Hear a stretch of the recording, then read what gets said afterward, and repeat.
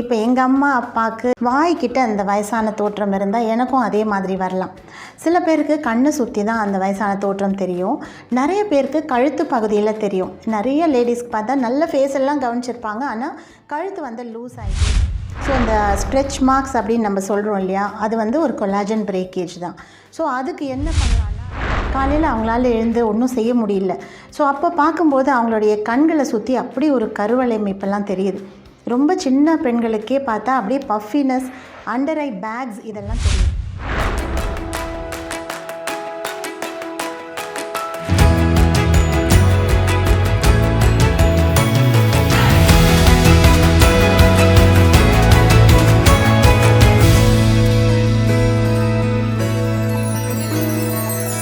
முன்னெல்லாம் வந்து 45-50 வயசில் தான் வயசான தோற்றமே இருக்கும், தெரியும் நமக்கு. ஆனால் இப்போல்லாம் பார்க்கும்போது 25 வயசுலேயே தெரியுது. ஏன்னா நம்மளுடைய லைஃப் ஸ்டைல் ரொம்ப மாறி இருக்குது. ஏன்னா நம்ம சீக்கிரமாக தூங்குறதில்ல, கரெக்டான டைமுக்கு சாப்பிட்றதில்ல. நிறைய பேர் வந்து ஃபோன்களை பார்த்துட்டு அவங்க வந்து ரொம்ப லேட்டாக தூங்குறாங்க. 11, 12, சில பேர் 2-3 மணிக்கு கூட தூங்குறாங்க. காலையில் அவங்களால எழுந்து ஒன்றும் செய்ய முடியல. ஸோ அப்போ பார்க்கும்போது அவங்களுடைய கண்களை சுற்றி அப்படி ஒரு கருவளைமைப்பெல்லாம் தெரியுது. ரொம்ப சின்ன பெண்களுக்கே பார்த்தா அப்படியே பஃபினஸ், அண்டர் ஐ பேக்ஸ் இதெல்லாம் தெரியுது. ஸோ அதனால் நம்ம வந்து நம்மளுடைய லைஃப் ஸ்டைல் வந்து அதை மாற்றிக்கணும். அதே மாதிரி நிறைய தண்ணி குடிக்கணும். அது யாரும் செய்கிறதில்ல. தண்ணி குடிக்கிறது ரொம்ப முக்கியம். நல்ல உணவு வேணும். ஸோ நல்ல வந்து வீட்டில் சமைச்ச உணவு நமக்கு வேணும். அது இல்லாமல் நிறைய பேர் வந்து வெளியில் வாங்கி சாப்பிட்றது, அப்புறம் ஃபாஸ்ட் ஃபுட்டை நிறைய சாப்பிட்றது, இதெல்லாம் செய்கிறதுனால கூட நமக்கு வந்து அந்த வயசான தோற்றம் இளமையிலே வந்துடுறது. இது மட்டும் இல்லாமல் வந்து ஸ்ட்ரெஸ் ஃப்ரீயாக இருக்க கற்றுக்கணும். ஏன்னா நமக்கு வந்து டென்ஷன்னால் தான் நிறையா வந்து இந்த ஏஜிங் ஃபேக்டர்ஸ் எல்லாம் பில்டப் ஆகுது. ஸோ சில பேர் வந்து ரொம்பவே அவங்க வந்து மனசளவுலேயும் உடம்பளவுலேயும் அவங்களுக்கு ஸ்ட்ரெஸ் அதிகமாக இருக்குது. அதனால இதை கொஞ்சம் குறைச்சிக்க நம்ம ட்ரை பண்ணணும். அதுக்கு வேணுங்கிற யோகா, மெடிடேஷன் இதெல்லாம் கூட அவங்க செய்யலாம். யோயோ டயட்டிங் அப்படின்னு சொல்லுவாங்க. அதாவது ஒரு டைம் வந்து ஒரு மாதம் ஃபுல்லாக நல்ல டயட்டில் இருப்பாங்க, அடுத்த மாதம் பார்த்தா டயட் அப்படியே விட்டுருவாங்க. அதே மாதிரி யோயோ ஜிம்மிங் கூட. ஏன்னா ஜிம்முக்கு போவாங்க, நடப்பாங்க, யோகா பண்ணுவாங்க, ஆனால் திடீர்னு பார்த்தா எதுவுமே செய்ய மாட்டாங்க. ஸோ இந்த மாதிரி செய்கிறது, செய்யாமல் இருக்கிறது, சாப்பிட்றது, சாப்பிடாமல் இருக்கிறது அப்படின்னு 2 எக்ஸ்ட்ரீமில் போகும்பொழுது சீக்கிரமாக வந்து வயசான தோற்றம் வரதை நம்ம பார்க்குறோம். அதே மாதிரி ஒரே மாதத்தில் நான் வந்து 7-8 கிலோ குறைஞ்சிருக்கேன் அப்படின்னு சொல்கிறவங்க பார்த்தா அப்படியே அவங்களுடைய ஸ்கின் ரொம்ப சீக்கிரமாக லூஸ் ஆகிடும். அதனால் ஒரு வருஷத்துக்கே ஒரு 2-3 கிலோ குறைஞ்சாதான் பெட்டர் அப்படின்னு சொல்லுவாங்க. ஸோ அந்த மாதிரி ஒரு கிராஜுவலாக வெயிட் லாஸ் பண்ணுறது ரொம்ப நல்லது. அதே மாதிரி வெயில், அது நம்மளுடைய பெரிய எதிரியே நம்ம வெயில் தான். அதனால் வெயிலில் போகும்போதோ நம்ம சீக்கிரமாக ஏஜ் ஆகும். நம்ம ஸ்கின்னுக்கு அடியில் இருக்கிற கொலாஜன் ஃபைபர்ஸ் அப்படியே சுருங்கிடுறது. அது மட்டும் இல்லாமல் ரொம்ப கருத்து போயிருப்பாங்க, டேன் ஆகிருப்பாங்க.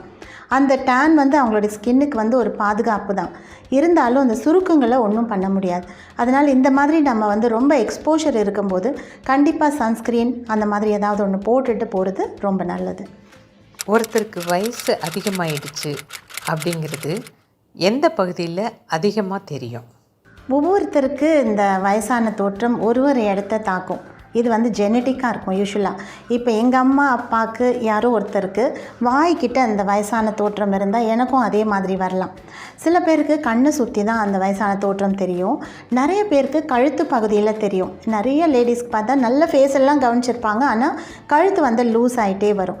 அது ஒன்றும் பண்ண முடியாது. ஏன்னா அது ஏஜிங் ப்ராசஸ் ஒவ்வொருத்தருக்கும் ஒரு இடத்துல தெரியக்கூடியது. சில பேர் வந்து ரொம்ப ஃப்ரௌன் பண்ணிகிட்டே இருப்பாங்க, ரொம்ப வந்து முகத்தை சுழிச்சிட்டே இருப்பாங்க, கண்களையும் சுழிச்சு பார்ப்பாங்க. அவங்களுக்கு பார்த்தா இந்த இடத்துல வந்து ரொம்ப ஏஜ் லைன்ஸ் தெரியும். இதெல்லாம் எக்ஸ்ப்ரெஷன் லைன்ஸ் அப்படின்னு சொல்லுவோம். அதனால் அவங்க வந்து எப்போவுமே வந்து சூரியனை பார்க்கும்போது நம்ம எப்படி கண்களை சுருக்கி பார்க்குறோம் அந்த மாதிரி வச்சுப்பாங்க. ஸோ இதெல்லாம் வந்து சில பேருக்கு நெத்தியில் தெரியும், சிலருக்கு கண்ணுடைய ஓரங்கள்லேயும் கண்ணுடைய அடிப்பகுதியிலையும் தெரியும், சிலருக்கு வாய் சுற்றி தெரியும் இந்த இடம், நிறைய பேருக்கு இந்த கழுத்து இந்த இடத்துல நெக் லைன்ஸ் அப்படின்னு சொல்லுவோம், அந்த மாதிரி பகுதியிலையும் தெரியும். ஸோ ஒவ்வொருத்தருக்கும் ஒரு இடம், அது வந்து நம்ம பார்த்து அதுக்கு வேணுங்கிற ட்ரீட்மெண்ட்ஸை செய்யலாம். இப்படி சீக்கிரமே வயசாகிற அந்த தோற்றத்தை தவிர்க்கணும் அப்படின்னு சொன்னால் நம்ம என்ன பண்ணணும்? வீட்லேயே என்ன பண்ணலாம்? நிறைய ஹெர்பல் ரெமெடிஸ் இருக்குது. வந்து கொலாஜனை எப்படி பில்டப் பண்ணலாம் அப்படின்னு பார்க்கணும். கொலாஜன் வந்து நம்ம ஸ்கின்னுக்கு அடியில் இருக்கிற புரதம் நான் சொன்னேன். ஸோ அது சின்ன குழந்தைகள் பார்க்கும்போது ரொம்ப டைட்டாக இருக்கும். 20-25 வயசுக்கு மேலே கொஞ்சம் கொஞ்சமாக லூஸ் ஆக ஆரம்பிக்கும். ஸோ இந்த கொலாஜன் அப்படின்றது ஒரு விதமான புரோட்டீன். அந்த புரோட்டீன் வந்து நம்ம இன்டர்னலாக புரோட்டீன் எடுக்கிறதுனாலையும் அது யூஸ் ஆகும். அதே மாதிரி எக்ஸசைஸ் பண்ணுறதுனால ரொம்ப நல்லா அது வந்து பில்டப் ஆகும். அதே மாதிரி சில பேக்ஸ் எல்லாம் ஃபேஸில் போடும்பொழுது அதுவே நமக்கு வந்து கொலாஜனை பில்டப் பண்ணும். ஃபார் எக்ஸாம்பிள் நம்ம வந்து இந்த சிவப்பு தால் இல்லை மசூர் தால் அப்படின்னு சொல்லுவோம். அந்த தாலில் வந்து ஒரு பேக் போட்டு அதை வாஷ் பண்ணி எடுத்தாலே நல்ல கொலாஜன் பில்ட் ஆகிருக்கும், டைட்டாகவும் இருக்கும் ஸ்கின். ஸோ சிலதெல்லாம் நம்ம வெளியிலேருந்து செய்யும்போது கூட கொலாஜன் நல்லா பில்டப் ஆகும். சில வகை ஃபுட் இதெல்லாம் நமக்கு கொலாஜனை நல்லா கொடுக்கும். பாதாம் சாப்பிட்றதுனால கொலாஜன் பில்டப் ஆகும்.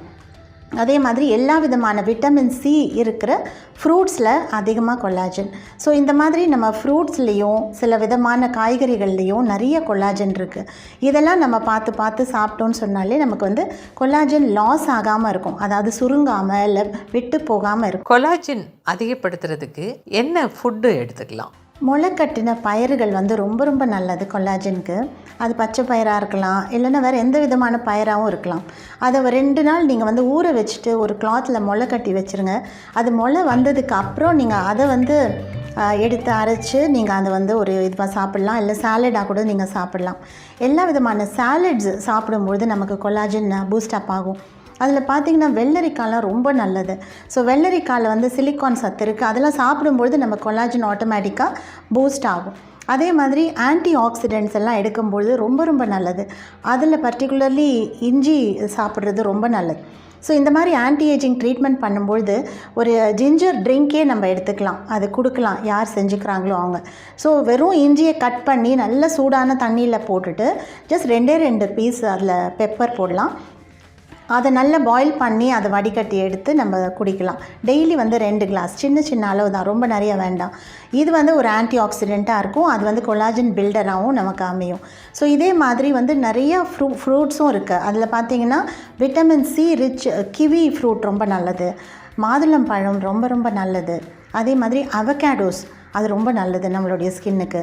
ஸோ இந்த மாதிரி நம்ம வந்து ஸ்கின் ஃப்ரெண்ட்லி அப்படின்னு சொல்லலாம். அந்த மாதிரி ஃப்ரூட்ஸ் நிறையா இருக்குது. வெஜிடபிள்ஸில் பார்த்திங்கன்னா எல்லா வெஜிடபிள்ஸ், அதுவும் இப்போ வந்து ஸ்வீட் பொட்டேட்டோ அவ்வளோ நல்லது அப்படின்னு கண்டுபிடிச்சிருக்காங்க. நிறைய பேர் ஸ்வீட் பொட்டேட்டோவை வேஸ்ட் பண்ணுவாங்க, வேண்டாம் வாய்வு அப்படின்வாங்க, இல்லைனா வந்து டயபெட்டிஸ்க்கு வேண்டான்னு சொல்லுவாங்க. ஆனால் அதில் அவ்வளோ ஃபைபர் இருக்குது. அதில் இருக்கக்கூடிய சில சத்துக்கள் வந்து நம்ம கொலாஜன் பூஸ்டர்ஸாக அமையுது. ஸோ இந்த மாதிரி பார்க்கும்போது அதே மாதிரி எக்கு ரொம்ப நல்லது. ஸோ முட்டையில் இருக்கிற ஒயிட் மட்டும் இல்லாமல் 2த்தையுமே எடுக்கும்பொழுது அதுவும் கொலாஜனை பூஸ்ட் பண்ணும். அதே மாதிரி மீட் மட்டன் சாப்பிடும்போதும் நம்ம கொலாஜன் பூஸ்ட் ஆகும். ஸோ இந்த மாதிரி ஒரு இதுவும் ப்ரோட்டீன் ரிச் ஃபுட்டாகவும் இருக்கணும். அட் த சேம் டைம் நிறையா விட்டமின்ஸ் மினரல்ஸும் அதில் இருந்ததுன்னா ஆட்டோமேட்டிக்காக அது நம்மளுடைய கொலாஜனை நல்லா டைட்டாக வச்சுருக்கும். நல்ல எக்ஸசைஸும் ரொம்ப நல்லது, அது நல்ல இம்பார்ட்டண்ட். அதனால் எக்ஸசைஸ் டெய்லி ஒரு 1/2 அன் ஹவர் பண்ணும்போது அந்த கொலாஜன் வந்து நல்ல ஒரு ஆப்டிமம் லெவலில் இருக்கும். கொலாஜன் பிரேக் ஆகுமா? அப்படி பிரேக் ஆகிடுச்சுன்னா என்ன பண்ணணும்? நம்ம இது யூஸ்வலாக எங்கே பார்ப்போம் அப்படின்னு சொன்னால் ப்ரெக்னன்சியில் நம்ம பார்ப்போம். ஸ்டமக் நல்லா எக்ஸ்பேண்ட் ஆகிட்டு திடீர்னு அந்த குழந்தை பிறந்ததுக்கு அப்புறம் ஷ்ரிங்க் ஆகும்போது நம்ம அந்த லைன்ஸ் எல்லாம் பார்க்குறோம். அதெல்லாம் வந்து கொலாஜனுடைய பிரேக்கேஜ் தான். ஸோ அந்த ஸ்ட்ரெச் மார்க்ஸ் அப்படின்னு நம்ம சொல்கிறோம் இல்லையா, அது வந்து ஒரு கொலாஜன் பிரேக்கேஜ் தான். ஸோ அதுக்கு என்ன பண்ணலான்னா, அதுக்கு வந்து மேலாக விட்டமின் இ ஆயில் யூஸ் பண்ணலாம். அது வந்து பாதாம் எண்ணெயாக இருக்கலாம், இல்லை விட்டமின் இ ஆயில்னு தனியாக வாங்கியும் யூஸ் பண்ணலாம். ஸோ இது வந்து ஏற்பட்டதுக்கு பிறகு, ஆனால் அதுக்கு முன்னாடியே நம்ம கேர் எடுக்கிறது ரொம்ப நல்லது. அதனால் எப்போவுமே பாதாம் ஆயில் எடுத்து ஃபேஸில் நல்லா மசாஜ் பண்ணிக்கலாம். கழுத்தில் மேல் நோக்கி மசாஜ் கொடுக்கலாம். வாய் சுற்றி, கண்ணடியில், நெத்தியில், இந்த மாதிரி ஒரு இடத்துலையும் நல்ல ஒரு 5 to 10 minutes அப்வர்டில் மசாஜ் பண்ணிக்கோங்க. அதாவது குளிக்க போகிறதுக்கு ஒரு 1/2 மணி நேரம் முன்னாடி இதை அப்ளை பண்ணிவிட்டு, இது தேங்காய் எண்ணெயாக இருக்கலாம், இல்லைனா பாதாம் எண்ணெயாக இருக்கலாம். பாதாம் எண்ணெயில் விட்டமின் இ சத்து நிறையா இருக்குது, அதனால் அதை நம்ம யூஸ் பண்ணிக்கலாம். இப்போ நிறைய இடத்துல நல்லாவும் கிடைக்குது. ஸோ இதை வச்சு நீங்கள் மசாஜ் பண்ணிவிட்டு கொஞ்சம் நேரம் விட்டுருங்க, அப்படி ஒரு 1/2 an hour விட்டுருங்க. அதுக்கப்புறம் நீங்கள் வாஷ் பண்ணும்பொழுது சோப் போட்டு வாஷ் பண்ணாதீங்க.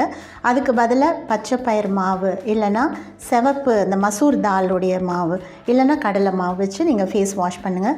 ரொம்ப நல்லாயிருக்கும். இதை வந்து வாரத்தில் 2-3 நாள் செய்யும்போது கொலாஜன் ஷ்ரிங்கிங்கும் இருக்காது, பிரேக்கேஜும் இருக்காது. ஸோ இதே மாதிரி நீங்களும் ட்ரை பண்ணுங்கள். இதே போல் தொடர்ந்து நீங்கள் சுவாரஸ்யமான பல வீடியோக்களை பார்த்து எங்களது நாயகி டிவி சேனலை சப்ஸ்கிரைப் பண்ணுங்கள்.